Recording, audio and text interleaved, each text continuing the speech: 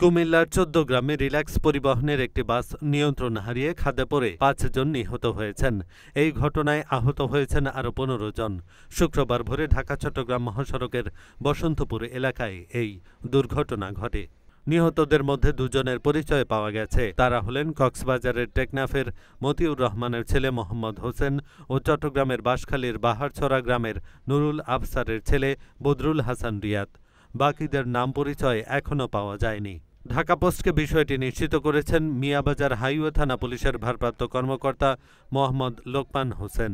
স্থানীয়দের বরাত দিয়ে ওসি জানান, শুক্রবার ভোরে ঢাকা থেকে কক্সবাজারের দিকে যাচ্ছিল রিল্যাক্স পরিবহন নামে একটি যাত্রীবাহী বাস।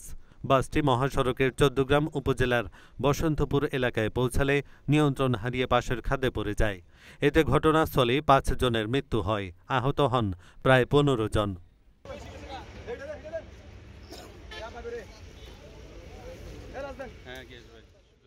এহসানুল হক, ঢাকা পোস্ট।